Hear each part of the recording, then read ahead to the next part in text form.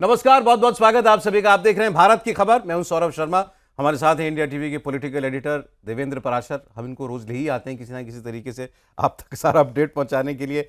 आज देवेंद्र जी दो अलग ट्रैक पर बातें कर रही हैं। एक पॉलिटिकल फ्रंट की बात करेंगे और दूसरा ये जो ऑयल एंड गैस क्राइसिस चल रहा है देश में, इसकी परिस्थिति पर और मोदी सरकार इसके लिए क्या कर रही है, इसकी बात करेंगे। और पॉलिटिकल फ्रंट से शुरुआत करते हुए, शुभेंदु अधिकारी की सरकार बने हुए अभी जितना वक्त हुआ है, आप समझें 4 मई से और आज 21 मई, 15 दिन का, 15-16 दिन, इसमें जिस प्रकार की रफ्तार उन्होंने फैसलों में पकड़ी है वो कमेंडेबल भी है और हैरान भी करने वाली है। जिस प्रकार से उन्होंने आते ही एक के बाद एक फैसले लेना शुरू किया, वो प्रशासन के हर हर सेक्शन से जुड़े हुए या समाज के हर हिस्से से जुड़े हुए वो फैसले हैं। अब उनका जो सबसे ताजा फैसला है वो भारतीय जनता पार्टी के बंगाल के चुनाव में सबसे बड़े मुद्दे से जुड़ा हुआ था और वो है घुसपैठियों से जुड़ा हुआ मुद्दा।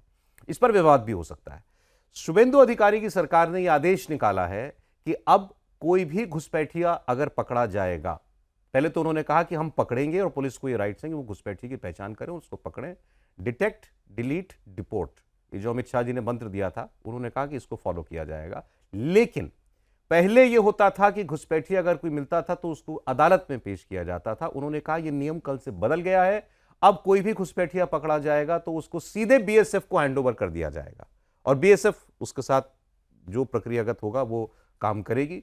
कुछ लोग कह रहे हैं कि जैसे आसाम में पुशबैक कर दिया जाता है, मतलब जैसे वो इलीगल तरीके से बॉर्डर पार करके आते हैं ऐसे उनको बॉर्डर के पार जो है भेज दिया जाए, ऐसा भी मुमकिन है। या वॉटेवर, अगर पुलिस पकड़ के कोर्ट में नहीं पेश करेगी, वो सीधे बीएसएफ को हैंडओवर कर देगी। और इसमें सीएए कानून के अंतर्गत जिन भी धर्मों के लोगों को छूट मिलती है, मतलब गैर मुस्लिम बाकी सभी धर्मों के लोग, उनको इस प्रक्रिया का हिस्सा नहीं बनाया जाएगा, मतलब उनको घुसपैठिया नहीं माना जाएगा। देवेंद्र।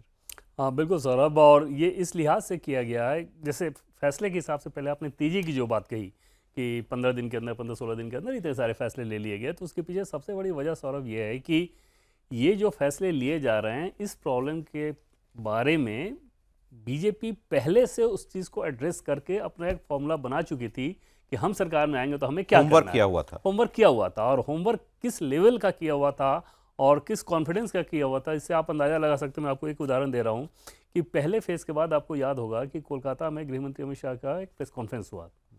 उस प्रेस कॉन्फ्रेंस में उन्होंने ये बताया कि पहले चरण में बीजेपी 100 सीट पार कर 115 लिया। सीट ला रही है, ये सारी चीज़ें। उसके बाद जब उनसे मुलाकात हुई सौरभ, तो आपको हैरानी होगी जानकारी कि वो इस बात को लेकर नहीं बात कर रहे थे कि इस पॉकेट में इतने वोट, उस पॉकेट में उतने वोट। वो इतना डैम श्योर थे। वो कुछ देर तक उन्होंने, जब चुनाव को लेकर बातचीत की गई थी, ये बताया कि ममता बनर्जी ने क्या क्या गलतियां की थी जी। दूसरी जो ज़्यादा मुझे महत्वपूर्ण बात लगी थी वो ये कि घुसपैठ की समस्या को लेकर सरकार में आने के बाद हमें पहला कदम क्या उठाना है, किस रूप में उठाना है, उस चीज़ को वो उस दिन तय कर चुके थे जब दूसरे फेज का इलेक्शन होना अभी बाकी था। अच्छा। और जब रिजल्ट आ गया तो सबको ये समझ रहा होगा कि हाँ, सरकार बनाने को लेकर यहाँ पे मंथन हो रही है। दिल्ली में प्राइम मिनिस्टर के निवास पर जब गृहमंत्री अमित शाह गए थे वहाँ से मिलने के लिए, देर रात तक, तकरीबन 3-3.5 घंटे तक की वो बैठक चली थी। और जबकि हकीकत ये था कि उस बैठक में सरकार को कौन कौन से आगे एजेंडे लेने हैं, अच्छा, क्या करना है, इन सारी चीज़ों को लेकर घुसपैठ के मुद्दे पर आप कह रहे हैं कि दूसरे फेज के इलेक्शन से पहले ही काम शुरू कर दिया गया था। ऑलरेडी ये तय कर लिया गया था कि हम सरकार में आएंगे और उसके बाद ये चीज़ करेंगे और इस तरीके से करेंगे और उस पर ये हमारी पॉलिसी है। मतलब उसमें कोई मंथन नहीं होना था, ये नहीं होना था कि एक बार जब सरकार में आ गए तो फिर उसके बाद देखेंगे, फिर उसके बाद करेंगे। बिल्कुल नहीं। वो कैंपेन के दरमियान भी जब गृहमंत्री अमित शाह इस बात को कह रहे थे तो उनको पता था कि रोड मैप हमें, ये जो तरीका है कि कोर्ट को नहीं, सीधे बीएसएफ को हैंडओवर करेंगे, ये कहीं हो रहा है देश में? ऐसा असम में ऐसा होता है? कहाँ नहीं ऐसा नहीं होता नहीं, है? नहीं निश्चित तौर पर असम में जैसे इस रूप में होता है कि जैसे पुशबैक वाली जो बात कही जाती हाँ। है, तो उसमें सौरभ एक हिस्सा उसमें ये भी रहता है कि जब बीएसएफ पकड़ती है तो बीएसएफ फिर उनको छोड़ने के लिए भेजती है, या वहाँ से पकड़ के जब भेजा जाए। उसमें कई सारे केसेस ऐसे भी होते हैं सौरभ कि कुछ केसेस ऐसे हुए कि वो क्रॉस करके गए और वहाँ जाकर फिर बांग्लादेश का जो बॉर्डर गार्ड्स हैं, उन बॉर्डर गार्ड्स को लेके फिर वहाँ पे उन्होंने बहुत रोना धोना मचाया, वो सब ये किया। तो उनमें से कुछ की वापसी भी हुई, बहुत जाके वहाँ पे कागजात वगैरह अपने दिखाना शुरू और इस तरह की चीज़ें। हालांकि वो सब फेक थे इंडियन एजेंसी के हिसाब से, लेकिन आपको पड़ोसी देश है, मित्रता व्यवहार है, तो इसमें कुछ ऐसा भी आप नहीं कर सकते। तो दो तरीके से असम में भेजा जाता था। एक तो ये कि जिस रास्ते आए उसको सीधे से पुश कर दे, दूसरा वहाँ के बॉर्डर गार्ड्स की जानकारी के हिसाब से वो भेजा जाता था। बंगाल में उसी तरीके का सख्त फॉर्मूला अपनाने की कोशिश की जा रही है कि सीधे पकड़िए और उनको भेजिए। ठीक है। और बस जैसे कि आपने बताया कि सीए के तहत जिनको यहाँ की नागरिकता मिलनी है उन लोगों पर ये लागू नहीं होगा। एक चीज़ मैं वही आपसे बात हो रही थी ना, तो जैसे आपने कहा कि इतने श्योर थे अमित शाह, वो एक डेटा मैं बताना चाह रहा था कि भवानीपुर में जहाँ ममता बनर्जी हारी हैं, उस कॉन्स्टिट्यूएंसी में जितने बूथ हैं, एक बूथ पर 400 से 700 वोटर हैं, वहाँ क्या वोट मिले हैं ममता बनर्जी को? अपने घर में, जहाँ उनका अपना पर्सनल घर है, जहाँ वो रहती हैं, वहाँ पर ममता बनर्जी को बूथ नंबर 14 पर 43 वोट, बूथ नंबर 16 पर 42 वोट, बूथ नंबर 20 पर 41 वोट, बूथ नंबर 24 पर 45 वोट। ये सिटिंग चीफ मिनिस्टर को, 15 साल की चीफ मिनिस्टर को अपने घर के बूथ पे वोट मिले। उसमें एक उदाहरण और जोड़ लीजिए कि एक फॉरेन मीडिया के बंगाल वर्जन के जर्नलिस्ट, मतलब बंगाल इलेक्शन को लेकर जो जर्नलिस्ट है, उन्होंने अपना एक्सपीरियंस बताया है कि उनको अपनी स्टोरी को बैलेंस करने के लिए भवानीपुर में ऐसे लोगों का भी रिएक्शन चाहिए था जो ये कह सकें कि ममता बनर्जी आ रही हैं। अच्छा, मतलब इलेक्शन के दरमियान वो स्टोरी कर रहे थे। इलेक्शन के दरमियान वो स्टोरी करने के दरमियान, तो उनको ये चाहिए था कि कुछ ऐसे लोग मिले जो कि बताएं कि नहीं ममता बनर्जी तो कम बैक। क्योंकि आमतौर पे जर्नलिस्ट की कोशिश ये रहती है कि खासतौर पे इलेक्शन के दरमियान आप वन साइडेड स्टोरी कि ये पार्टी जीत रही है, ये पार्टी हार रही है, आप ये नहीं करते और नहीं कर सकते। तो उसमें कोशिश ये रहता है कि ओवरऑल एक बिग पिक्चर दें और फिर जो ज़्यादा मूड दिख रहा हो उसके बारे में आप स्टोरी करें। वो बैलेंस करने के लिए उनको लोगों के रिएक्शन नहीं मिल रहे थे। फाइनली वो वहाँ पर ममता बनर्जी का जो घर है उसके सराउंडिंग में ये सोच के वो गए कि चलो यहाँ तो मिल ही जाएगा ना कोई, और वहाँ 2 या 3 लोग मिले तो उनका रिएक्शन लेके उन्होंने अपने स्टोरी को कंप्लीट किया। जिन्होंने ये बोला कि हाँ वो आ रहे हैं। और आपको ध्यान हो तो अगर हम इलेक्शन के दरमियान भी हम लोग इस बात को कह रहे थे कि टीएमसी के लोग भी बातचीत में ये कह रहे हैं कि नेक टू नेक, मतलब आने का तो उनको भी नहीं था। तो अब हार रहे थे तो सीधे सीधे हारने की बात तो कहते नहीं, तो उसका वर्ड उन लोगों ने बड़ा इंटरेस्टिंग ये वाकया बताया। और ये इससे पुष्टि होती है जिस जगह उनका घर है ममता बनर्जी का भवानीपुर में, वो वार्ड नंबर 73 है और वो अपने घर के वार्ड में भी हार गई थी। उस वार्ड में भी उनको वोट नहीं मिला, मेजॉरिटी वोट उनको नहीं मिला था। तो ये तो वो हालत थी और शायद यही कॉन्फिडेंस शुभेंदु अधिकारी को मिल रहा है जिस किस्म को फैसले कर रहे हैं। जैसे 2 फैसले और उनके जिस पर रिएक्शन आ रहा है, लेकिन जिस तरह की जिस रफ्तार में वो हैं या जिस सख्ती के साथ वो प्रशासन चला रहे हैं, मुझे नहीं लगता कि कोई उनको उसमें चैलेंज उनको आएगा कि मदरसों में राष्ट्रगीत वंदे मातरम गाया जाएगा। अब इसको कई लोग वहाँ कह रहे हैं कि हम इसको नहीं मान सकते, बहुत सारे बयान मैंने देखे। एक जगह ये जो बकरीद पर है कि गाय की कुर्बानी नहीं होगी, तो हुमायूं कबीर ने कहा कि हम तो 1400 साल से गाय काट के खा रहे हैं, तो बकरीद पर तो ये होगा। और हुमायूं कबीर ने तो ये वंदे मातरम के लिए भी को लेकर ऐतराज जताया कि ये हम नहीं गाएंगे। लेकिन इसमें बीजेपी के हिसाब से अगर आप सोचें तो कोई रीथिंक वाली चीज़ ही नहीं होती। वंदे मातरम का जहाँ मसला उन लोगों के लिए आ जाता है तो वो एकदम से कि आपको ये करना ही है, रीथिंक हो ही नहीं सकता। और आपने देखा ये तो राष्ट्रीय स्तर पर कर दिया गया। अगर आप पहले अगर आपको ध्यान हो तो जम्मू कश्मीर में बहुत सारे स्कूल वहाँ पर खासतौर पे कुछ सरकारी स्कूल के प्रिंसिपल ने ये ऐतराज़ किया था, और जब ऊपर से कमांड गया एकदम से, जब ये समझ में आ गया कि तुम्हारी नौकरी जाएगी और अंदर जाओगे उसके बाद, तो तुरंत से सब ट्रैक पे आ गया, जिसका नतीजा ये रहा कि वंदे मातरम में जो टॉप लीग के सबसे आगे अभियान जो चल रहा है उसमें जम्मू कश्मीर आ गया है। तो बंगाल में तो आप समझ ही सकते हैं कि वंदे मातरम तो बंगाल के लिए इतनी फर्टाइल भूमि है कि बहुत सख्ती के साथ शुभेंदु सरकार उसको लागू कराएगी और वो करना ही होगा।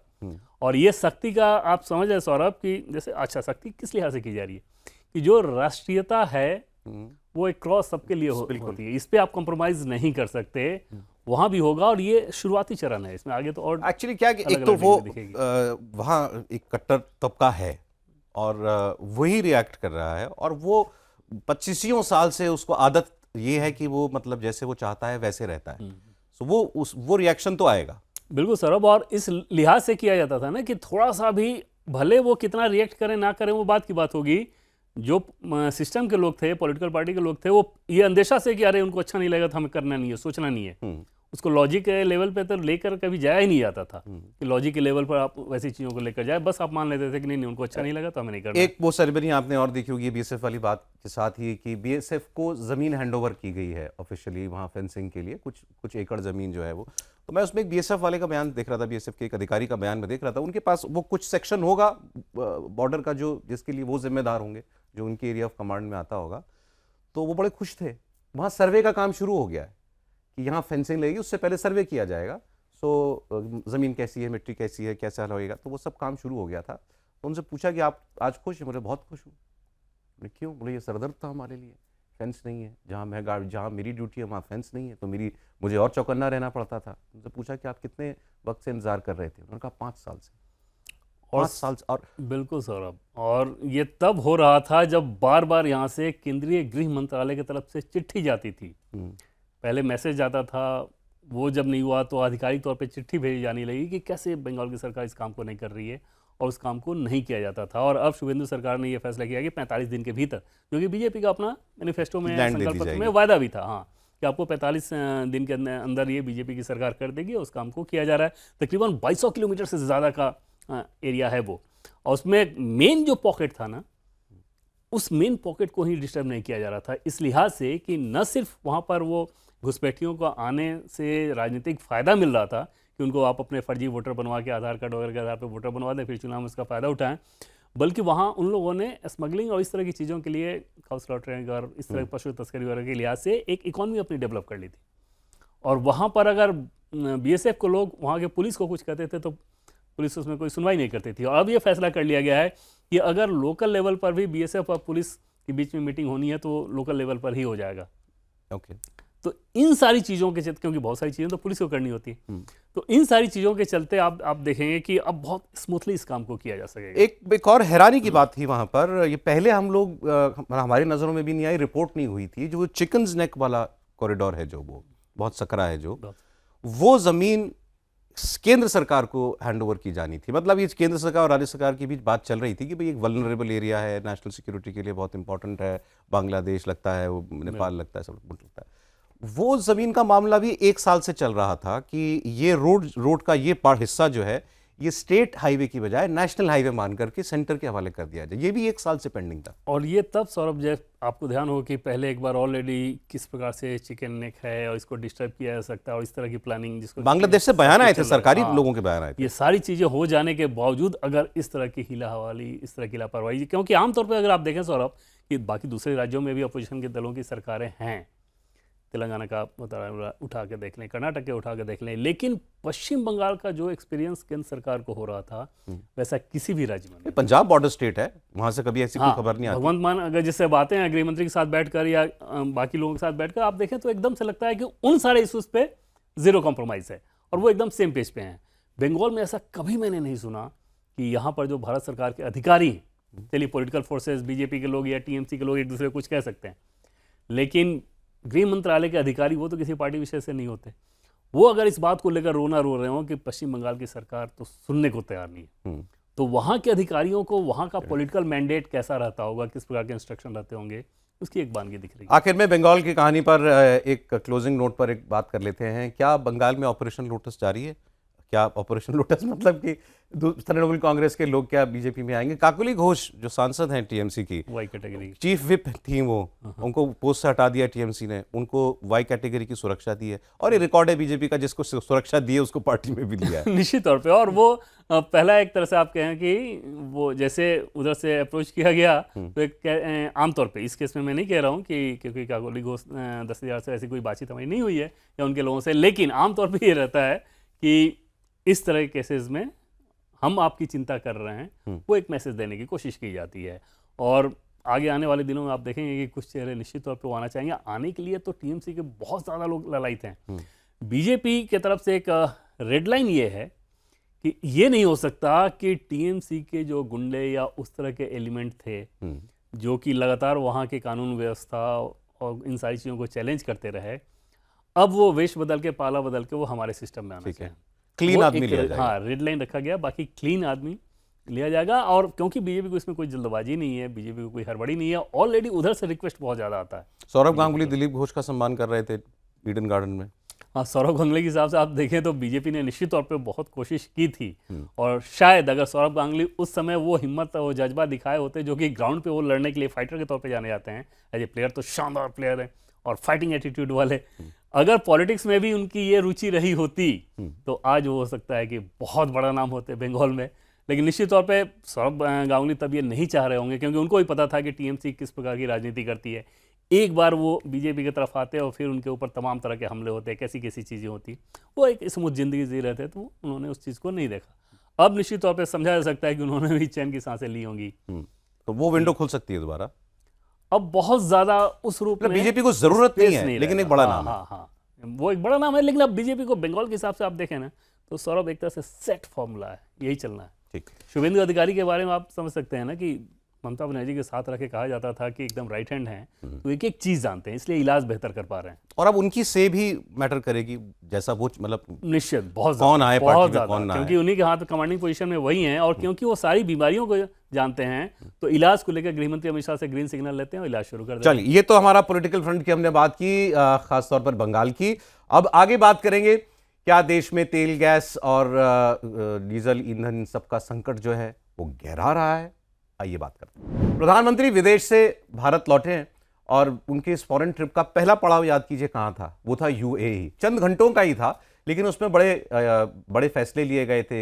यूएई हमारे लिए स्ट्रेटेजिक रिजर्व बनाएगा अपने यहाँ पर, एक ये फैसला था, और दूसरा एलपीजी सप्लाई को लेकर के एक फैसला किया गया था। इस बीच में ऑपोजिशन की पॉलिटिकल पार्टीज की तरफ से एक बार फिर देश के अंदर बार बार ये माहौल बनाने की कोशिश की जा रही है कि तेल और गैस का संकट बहुत बड़ा हो गया है। राहुल गांधी बार बार कह रहे हैं आर्थिक तूफान आने वाला है, तेल, डीजल, पेट्रोल, केरोसिन कुछ नहीं मिलेगा आप लोगों को, और प्रधानमंत्री इसके लिए कुछ कर नहीं रहे हैं। भारत सरकार रोज जानकारी देती है प्रेस कॉन्फ्रेंस करके कि क्या हाल रहा पिछले 24 घंटों के अंदर तेल और गैस की आपूर्ति को लेकर के। तो देवेंद्र से पूछेंगे, क्या प्रधानमंत्री की अपील के बाद से कि देश में कुछ बचत की जाए, उसके बाद से या ये संकट जो है क्या कुछ और गहरा होता दिखाई दिया है, कुछ चुनौती बढ़ रही है क्या?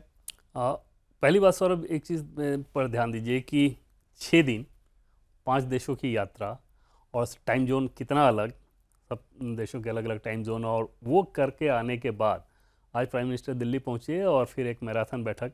मैं तो हैरान था इस बात की, आते ही कोई जेट लैग नहीं होना है, कोई थकान नहीं होनी है। अब इस पे बहुत सारे लोगों को समस्या शुरू हो जाती है कि ऐसा कैसे, लेकिन वो व्यक्ति मेहनत कर रहे हैं और ये लंबी बैठक चलेगी, और इस बैठक में भी एनर्जी सिक्योरिटी को लेकर काफ़ी डिटेल बातचीत होनी है, ये हमें सोर्सेज से जानकारी मिली। अब दूसरी चीज़ अगर आप देखें तो प्रधानमंत्री के अपील करने के बाद सप्लाई को लेकर, जैसा कि पहले भी हम लोग बात करते रहे हैं कि सप्लाई को लेकर न पीएसयू की तरफ से किसी भी, न गवर्नमेंट की तरफ से हमें कंसर्न भी नज़र नहीं आ रहा है। वो बार बार इस बात को कहा जा रहा है कि सप्लाई के लेवल पर हमें कोई दिक्कत नहीं है। प्राइसेस निश्चित तौर पे वो एक चिंता का विषय है, क्योंकि जिस तरीके से मामला खिंचते जा रहा है, ये खत्म होने का नाम नहीं ले रहा है, तो जो अंतर्राष्ट्रीय स्तर पे जो कीमतें हैं और उसका जो दबाव पड़ना है, तो वो एक कंसर्न है। ये तो बात आप पहले से कह रहे हैं कि सरकार ये कहती है कि सप्लाई में अभी कोई कमी नहीं है और आगे भी नहीं होने जा रही है। इस बार मुद्दा सप्लाई को ही बनाने की कोशिश की जा रही है। कुछ उदाहरण देकर के कहा जा रहा है, जैसे महाराष्ट्र में कुछ जगहों पर पेट्रोल पंप्स पर लंबी लाइनें लग गई, या राजस्थान के अंदर कुछ घंटों के लिए कुछ पेट्रोल पंप्स ड्राई हो गए।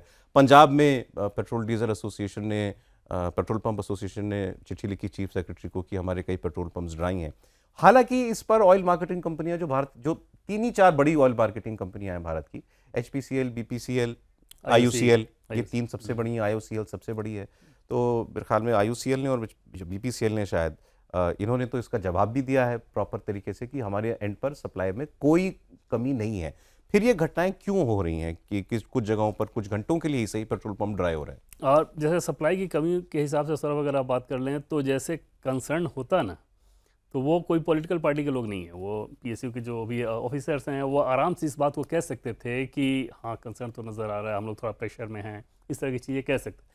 जैसे इस सवाल को लेकर किया जाता है कि सर सप्लाई में भी कोई दिक्कत हो सकती है क्या, तुरंत जवाब आता है ओह नॉट एट ऑल, वो तो होना ही नहीं है, वो उस फ्रंट पे तो हम लोग अब एकदम से अब ठीक है। शुरू में कुछ दिक्कत हो सकती थी, जैसे US से अगर उधर से अगर आ रहा है तो एक बार वो डेट देखा गया था कि लगभग 40 से 41 दिन लग जाएगा शिप के आने में, फिर उस समय यहाँ पर आपूर्ति कैसे होगी, क्या होगी, इन सारी चीज़ों को कैलकुलेट किया जा रहा है। अभी भी मैकेनिज्म वही काम कर रहा है वॉर रूम में कि कौन सा शिप कहाँ है, कितने दिनों में पहुंचेगा, वहाँ से कहाँ आएगा, फिर उसको सप्लाई हम रिफाइनरी में कैसे जाएगा, फिर उसको हम सप्लाई कैसे करेंगे। इन सारी चीज़ों पे वॉर लेवल पे काम हो रहा है। अब है कि जो कई जगह से जो तस्वीरें आ रही हैं, वो तस्वीरें भी उसमें बहुत सारी हैं जो कि सही हैं। तो मान लीजिए कि कीमत थोड़ी ज़्यादा बढ़ गई, तो ऐसे में जो प्राइवेट प्लेयर्स हैं पेट्रोल पंप वाले, वो कम तेल ले पा रहे हैं या उस तरह के सप्लाई नहीं कर पा रहे हैं, तो उनके कस्टमर भी इन जैसे रिलायंस के कई जगह प्राइवेट आउटलेट्स हैं। हाँ। अच्छा, तो वो नहीं कर पा रहे हैं, तो वो इधर आ उन्होंने तो मार्केट के हिसाब से दाम बढ़ा दिए। अब उस कंडीशन। और दूसरी चीज़ कि राशनिंग किया नहीं जा रहा है, लेकिन इस बात का ध्यान रखा जा रहा है कि होर्डिंग ना होने लगे, पैनिक बाइंग ना हो। मान लीजिए कि किसी पंप पर पता है कि उस पंप वाले को कि इस पंप पर डे का हमारा एवरेज ये है सेल का, उसमें थोड़ा बहुत और फर्क पड़ सकता था, वो प्री वॉर की बात कर रहा हूँ। हाँ, तो उस हिसाब से ऑर्डर करता है। अब अगर अचानक से दिखे कि उसमें 5 गुना वृद्धि, ऐसे बहुत सारे केसेस आ रहे हैं, तो सीधे उसमें फिर वहाँ पे अलार्म ये बजता है कि हाँ, तो पैनिक बाइंग शुरू हो गई कालाबाजारी के लिए। और उस या तो पैनिक बाइंग हो कालाबाजारी के लिए, या आप इस चिंता में कर रहे हैं कि ऐसा ना हो कि कल को स्थिति गड़बड़ हो जाए तो हम अपना रख लेते हैं। उसको ज़रूर डिस्करेज किया जाता है, और वो एक कंसर्न लगातार रह रहा है इस पूरे मामले। आप देखें तो कि कैसे होर्डिंग ना हो, कालाबाजारी ना हो, ना पैनिक बाइंग हो। राजस्थान से जैसे कई लोगों ने रिपोर्ट किया है, मेरी भी कई लोगों से बात हुई कि कई जगहों पर ये कह दिए पेट्रोल पंप जो है 100 रुपये से, बाइक वाले को 100 रुपये से ज़्यादा का तेल नहीं दे रहे, या गाड़ी वाले को 1000 रुपये से ज़्यादा का तेल नहीं दे रहे हैं। ऐसी खबरें वहाँ से भी हैं। तो इसे अभी एक कारण तो आपने ये बताया कि भाई जहाँ जो अगर कोई प्राइवेट पेट्रोल पंप है प्राइवेट कंपनी का, तो वहाँ ज़्यादा दाम बढ़ गया तो उसका भी इधर आ गया। बाकी लोगों कुछ होर्डिंग की प्रवृत्ति के वाले लोग भी हैं। दोनों चीज़ें, पैनिक बाइंग भी और होर्डिंग भी। जैसे मान लीजिए कि फॉर एग्जांपल कोई पर्टिकुलर पेट्रोल पंप है, उस पर डे 50 लीटर की मान लीजिए पेट्रोल की खपत होते रही है प्री क्राइसिस दौर से। अचानक वहाँ पर अगर आपको ये नज़र आने लगे कि 400 लीटर पर डे क्यों आ रहा है, भाई उधर ही के लोग हैं, वहीं क्यों इतनी ज़्यादा की ज़रूरत पड़ रही है, तो वहाँ पर सीधे फिर एजेंसीज के जो लोग हैं उनका अलार्म ये जगता है कि ऐसा लग रहा है कि होर्डिंग शुरू हो गई या पैनिक बाइंग शुरू हो गया। तो उसको ज़रूर डिस्करेज करने की कोशिश की जा रही है। लेकिन अभी तक मैं बार बार इस बात को कह रहा हूँ, क्योंकि मैं ऑलमोस्ट पर डे सौरभ पूछता हूँ इस बात को लेकर कि क्या सप्लाई में भी कोई दिक्कत आ सकती है, क्या वो एक कंसर्न है। क्योंकि वो ऑफ रिकॉर्ड बातचीत होती है सौरभ, तो बहुत आसानी से वो इंडिकेट कर सकते हैं, बता सकते हैं कि हाँ ये दिक्कत हमें आ सकती है आगे। अभी तक किसी भी तरफ से मुझे एक थोड़ा भी कंसर्न नज़र नहीं आया, बल्कि बहुत कॉन्फिडेंस नज़र आता है कि सप्लाई में कोई प्रॉब्लम नहीं। देखिए, इंडियन ऑयल ने तो ये बाकायदा इसी चीज़ को एड्रेस करते हुए लिखा है कि हमने फ्यूल राशनिंग का कोई ऑर्डर नहीं दिया है। ये तो वो सीधे सीधे कह रहे हैं। इंडियन ऑयल के ही ज़्यादातर आपको पेट्रोल पंप जो है मिलेंगे। गैस का जहाँ तक सवाल है, मैंने आज एक तस्वीर लखनऊ की देखी, लोग रातों में आजकल जो मच्छरदानी बन जाती है ना, मिल जाती है आजकल, उसके अंदर आप वहीं टेंट जैसा बना लेते हैं, उसके अंदर आप सो सकते हैं। तो वहाँ लोग रात को एजेंसी के बाहर सो रहे हैं, खाना पीना वहीं खा रहे हैं कि हमारा नंबर लग जाएगा। सो ये भी कुछ जगहों पर तो ये प्रॉब्लम आ रही है। गैस का क्राइसिस वैसे भी थोड़ा ज़्यादा जटिल है। हाँ, गैस वाला क्राइसिस। और उसमें एक चीज़ डर ये भी रहता है ना कि उस तरह की चीज़ों को लेकर फिर कमर्शियल यूज़ वाले जो हैं जी, वो ऐसे डोमेस्टिक गैस का सिलेंडर का बहुत ज़्यादा इस्तेमाल वो करने की चीज़ें आनी शुरू हो गई थी।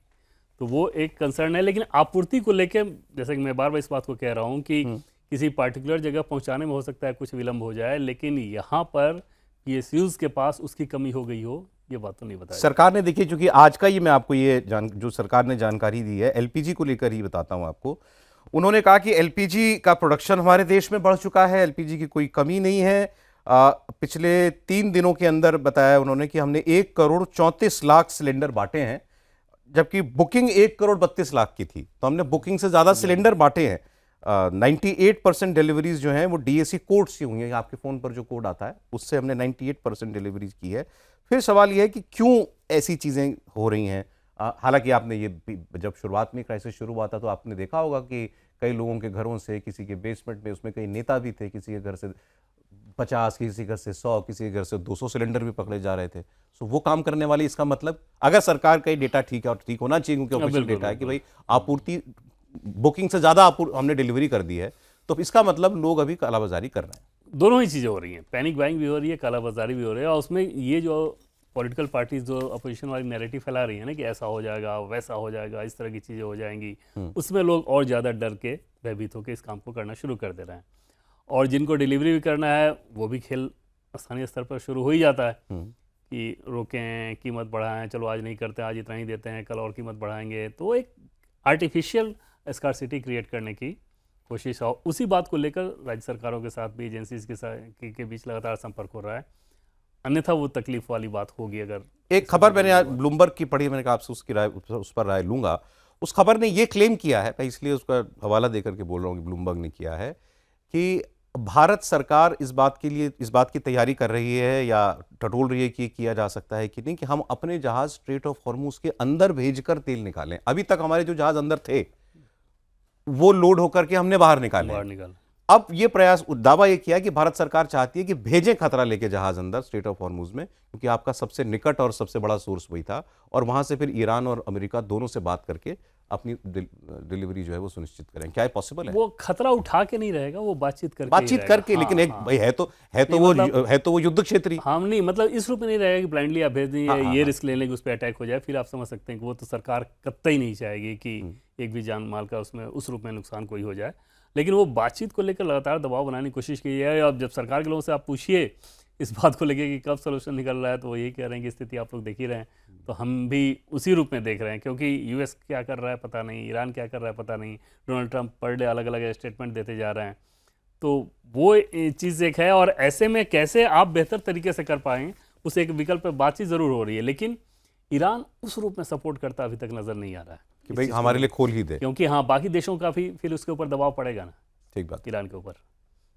तो सरकार कह रही है कि अभी प्रॉब्लम जैसा कुछ दिखाई नहीं दे रहा अभी फिलहाल, इस चीज को लेकर बिल्कुल नहीं। सप्लाई को लेकर बिल्कुल अभी नहीं आज है। मैं आपसे केवल सप्लाई की बात कर रहा बिल्कुल था। सप्लाई को लेकर सरकार की तरफ से तो इस कोई पर आप indication लोग नहीं। भी थोड़ा सा आपको आश्वासन मिला होगा इन बातों से।